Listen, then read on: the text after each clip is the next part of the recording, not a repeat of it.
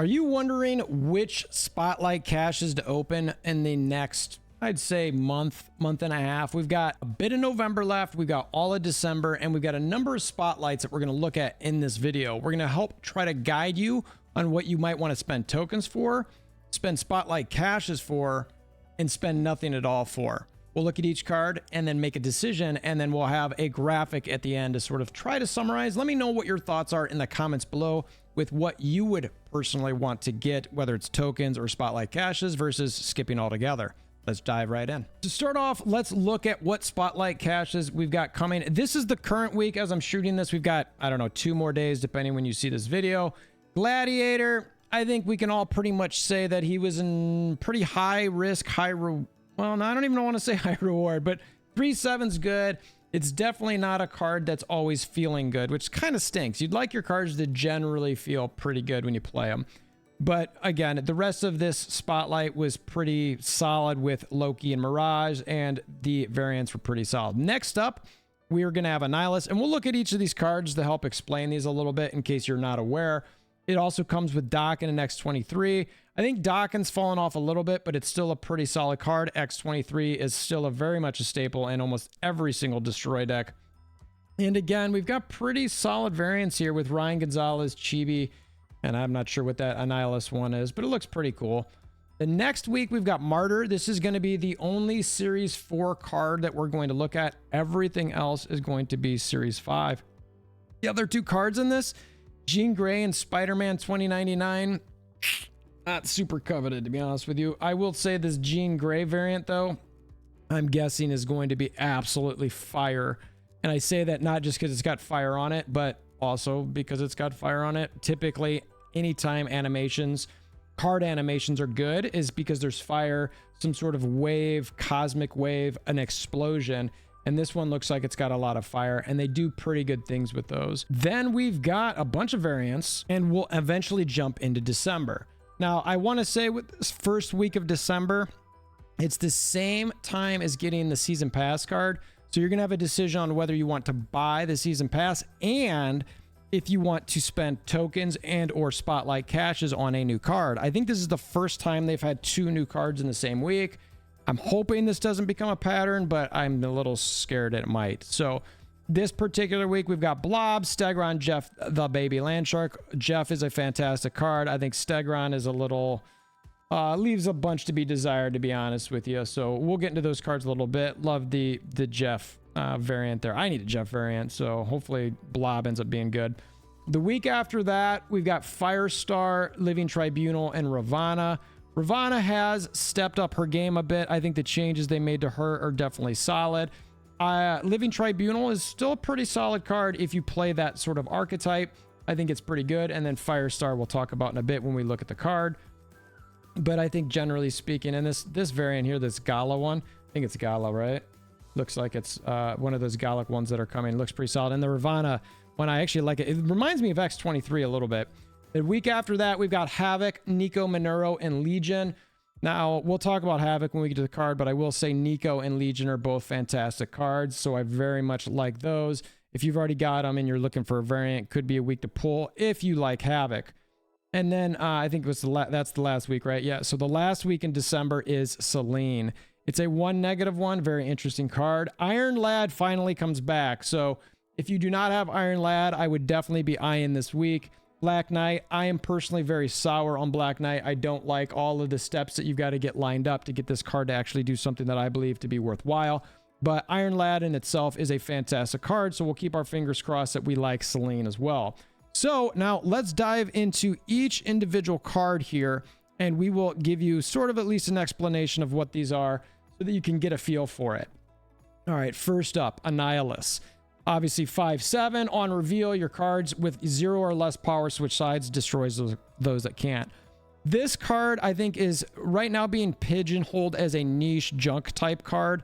I think it's going to be a little bit better than that. I don't think it's just junk. I'm going to look at probably trying to play this maybe with some Miss Marvel and Ravana. I think you can get a little bit riskier with your goblins and different cards with this in hand. Is it still sort of junky with goblins? Sure, I guess. but it's not just a pure junk deck. So maybe you can throw some stuff out. You've got your Miss Marvel in there. You're using goblins, Ravana, etc. Anything you can't throw to your opponent and potentially fill up their side, Annihilus just straight destroy it. So I'm absolutely really liking this card, and I think the ranking for it's going to show. Next up, we're going to have Martyr. Now, this is the only Series 4 one that I mentioned. Everything else is Series 5. 1/4. Description. At the end of the game, move to the location that loses you the game if possible. The only way you're ever going to play this card is if you can fill up all your locations. That's it. I don't like this card at all. I think it's really weird. Why are you ever going to want a situation where something's going to lose you the game? So your hope here is that it's going to give you the ability to not move, so you're not going to lose. That's the only way you do this. So maybe you drop this in late, it doesn't move, you put it in a lane that you know is going to fill up, or all lanes are going to fill up, etc., and you're good to go. Otherwise, it's a Series 4, like I said, so if you really want it, you could use tokens. I wouldn't, I'll say it now so I don't forget later, but I would not be looking to spend any tokens on this card unless you're a content creator or somebody who absolutely loves bounce, fill type decks, etc., and then maybe look at it. Now, there is a card later that we'll look at that this could get a little bit better with, and I'll bring it up here in 2 cards. So next up, we've got Blob. Blob is a 6/3. On reveal, merge your deck into this and gain its total power. Ongoing, can't be moved. So I could see a situation where maybe you want a deck that, I mean, Thanos potentially, because it's got more cards in it. You could add a bunch of more power to this. Anything that you can do, I mean, anytime you play sort of like a Darkhawk deck that maybe puts in a Widow's Bite into you and keeps you from drawing cards, that's obviously very helpful. I don't think it's going to fit everywhere, but you know, cards, decks that are going to be able to limit your play, and you're like, look, I'm just going to play this thing in last, and it's just going to be big and it's going to be great. Now, the bad thing is that if you're going against somebody like Eliath and it just gets straight killed, or it's on reveal, so don't get Cosmoed, etc. But there is some potential here with Blob, I think. The can't be moved part, it's cool because it's lore, but I mean, when is this ever going to happen on turn 6? It's sort of weird. I don't know why they did that. So next up, we've got Firestar. This is the card that I was thinking about with Martyr a little bit. So maybe you can play Martyr on 5. And the truth is Firestar is going to be looking for decks that are fill type decks. So I think the combination of Martyr, Firestar, anything that's going to, I mean, maybe even Shana, I hate to say it, even though it's still super risky. I mean, there's just some cards with Shana you don't love. Though actually I take that back because Shana doesn't play those ones, so you're not going to want to do that. But Mysterio, that's a good option. And you're going to look at potentially playing those cards on 5. So if you've got a Mysterio, the Martyr card, and then I guess a 2 cost of some sort, maybe to put somewhere else, then maybe this card is going to be something that's up your alley. But again, you want as many cards as possible on 5. I mean, it'd be great if you could throw down 5 ones, but gosh, if you're sitting there till turn 5 to play that many ones, it feels a little weird. So I will say though, that this is the first card that we've got that adds +3 to a card that is probably not going to be overpowered. A lot of times those cards that give your other cards +3, it's an issue, but this one is only the cards that you played last turn. So I believe this one is going to be fine when it comes out into the meta and is not going to be super, super overpowered. Mainly because I don't necessarily see people playing a boatload of cards on turn 5, but let's put out maybe a Yellow Jacket, let's put out a Wasp, and we're going to get some 0-4s, some 0-5s, you know, you add in Martyr. All of a sudden, you're going to start adding a lot of points to your deck. So those are the type of decks I'm going to look at playing with Firestar. I think it could potentially be pretty good there. Next up, we've got Havoc. So I've been all over the map with Havoc. It's a 2/1. After each turn, you lose 1 max energy, and this gains +3 power. The issue with Havoc is how is this a cumulative lose 1 max energy, meaning if you play it on 2, 3, you obviously only have 2 power. On 4, do you have 3 power, or do you still lose an additional power, meaning you'd lose 2. So you'd still have 2 power, which basically means you're stuck at 2, energy. You're stuck at 2 energy the entire game. I don't think it's going to work that way because I think that would be just stupid. I think more than likely how this is going to work is after each turn, your max energy is reduced by 1. And that's probably how this should read, is to be a little bit more clear, is that after each turn, your max energy is reduced by 1. I don't know if even that makes sense. The problem here is there's 2 things happening. And they want to say, really what you want to say here is max energy decreased by 1. Each turn, this card gains +3 power. That's, I think, what this should say. And I think that's how it's going to work. I'm not sure. I just said that out loud. Obviously, that's what happens. But I think the reason they didn't do that is maybe it's too much text for the card. But we've seen some cards with 3 lines of text. And I think if they said it that way, it probably make more sense. Now, having said that, is this still a card you want to get? Nobody likes to lose max energy, whether it's you're stuck at 2 max energy for the whole game, which doesn't make any sense. The card would be terrible. No one would want it. Or if it's just reducing it by 1. So on 3, you have 2. On 4, you have 3. On 5, you have 4. 6, you have 5. Maybe you combine it with something like a Electro or just anything that's going to give you some additional energy. But I just don't necessarily think that's all that attractive. So for me, I maybe think about doing something with throwing it over with a Viper.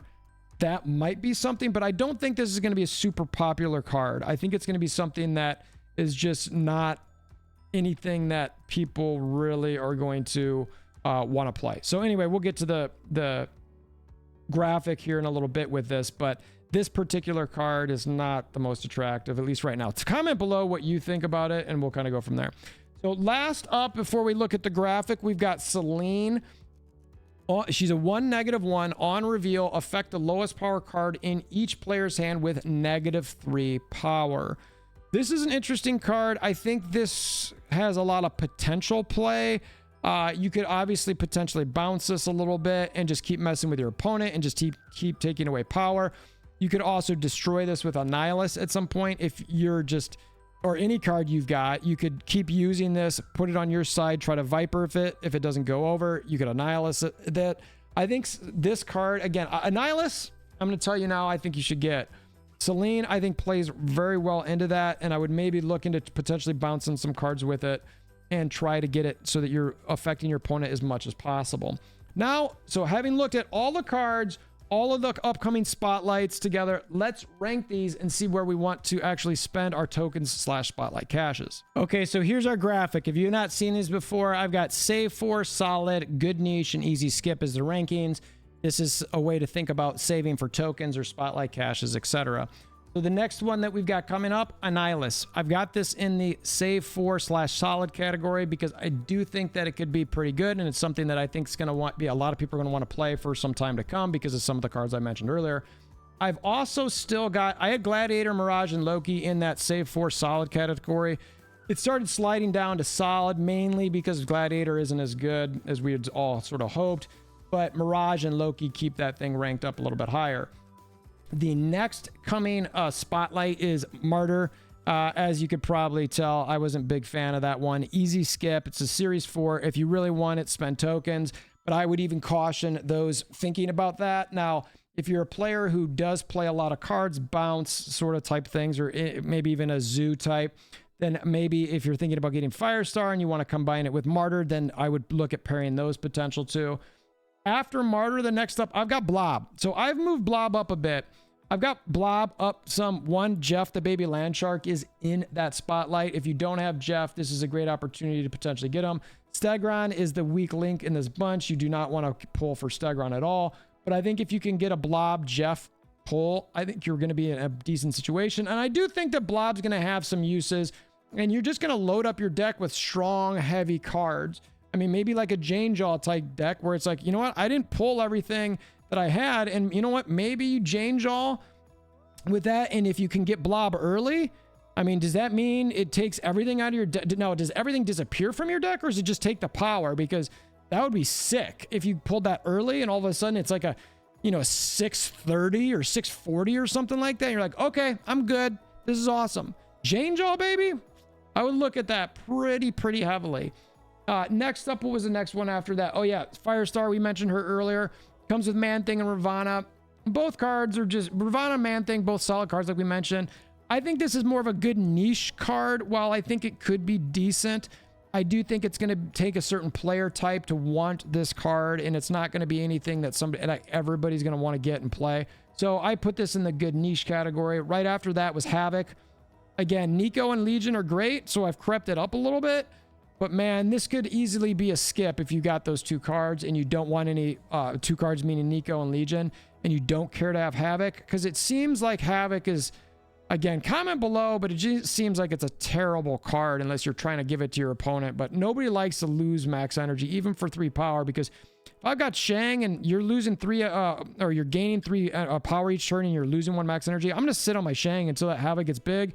And you've cost yourself that energy, and I'm just going to destroy your Havoc, which is going to suck. So I've got that one in the good niche solid category. After that, what was the next one? Selene? Yeah, it looks like Selene was the last one we got. We covered all the other ones, right? Yep.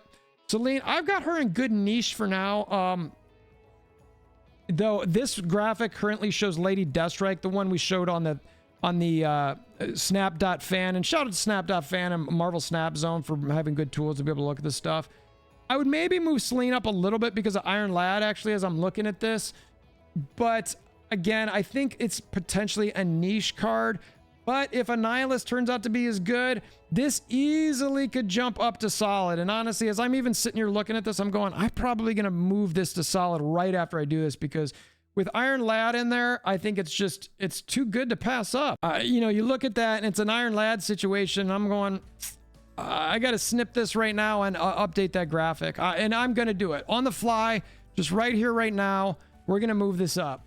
And boom, just like that, we've got a slightly different graphic. So we've moved Selene up because of Iron Lad, and Havoc we've just shifted over a little bit, still in that kind of category. But I think Selene is going to be solid. You got to add it with the Iron Lad to potentially even be safe for. Black Knight is the weak link here, but Selene is not necessarily strong enough at this point.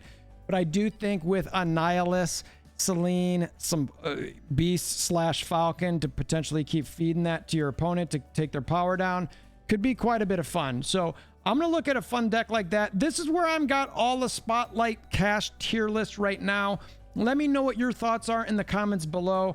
Nothing in December or really November just jumps out as me as like, oh my God, this is amazing. Like some of the other ones we've had. Annihilus is probably the closest. Blob, again, depending how this is going to for sure work when we look at Blob here. I mean, it's specifically talking about, I mean, the whole fact that it says merge your deck into this. So I guess it just depends what happens to your deck once you merge it. Because right now, when you merge something like Hulkbuster, it goes away. When you merge Phoenix Force, like Phoenix Force doesn't exist anymore. Does that mean the rest of your deck is just going to straight disappear? Because if that's the case, maybe Jane Jaw is not as good, and I would potentially take Blob a little bit down, because then it means I don't have any cards left and I can't draw anything. So I appreciate you making it this far in the video. Again, let me know in the comments below how you feel about it, and until next time, we hope you have a wonderful day.